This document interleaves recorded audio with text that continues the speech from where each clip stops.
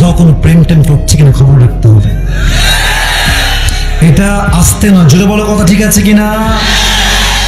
অনেক মেয়ে এতটা নিকৃষ্ট মনোমাইন্ড বিলং করে, রানিং রিলেশনশিপ করছে এক পুরুষের সাথে, বাট এরই মাঝে একটা ভালো পাত্র পেয়ে গিয়েছে, ওই যুবককে গুল্লি মেরে ব্যাটার অপশনে হাত ধরে তারা ভেগে যায়।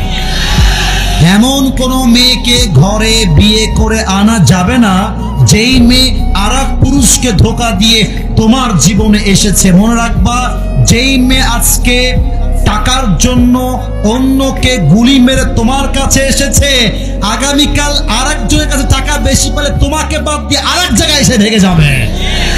এই জন্য খবর রাখবা যে মেয়েটা স্কুলে গিয়ে কি করে, কলেজে গিয়ে কি করে, মেয়ের বান্ধবীরা জিজ্ঞেস করবা, কারণ বান্ধবীরা কিন্তু খুবই জেলাস হয়, খুবই জেলাস। যদি দেখে যে আমার বান্ধবীর বিয়ে ভালো জায়গায় হয়ে যাচ্ছে, ওই বান্ধবীর যত কুকৃতি আছে সব সে বলে দিবে। এজন্য মেয়ের বান্ধবীর কাছে খবর নিবা যে আমি হলাম ওই ছেলে যার কাছে এই চাকরি, যার এই ব্যবসা, যে এই করে সেই করে, একটু ভাব নিবা বেশি, দাম বাড়বে বেশি। আর খেয়াল রাখবা, বিয়ের ক্ষেত্রে যদি তোমার নিজের গাড়িও না থাকে, এটা গাড়ি ভাড়া করে নিয়ে যেও। কারণ মাথায় রাখবা, আত্মীয়তা হওয়ার পূর্বে যত ভাব দেখাতে পারো ভাব দেখায় দিবা, কারণ বিয়ের পরে আর ভাব চলবে না।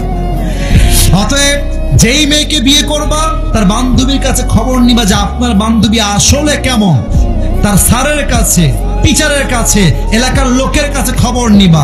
যদি পজিটিভ রিভিউ পাও তাও বিয়ে করবো না। একটু থামো, একটু থামো।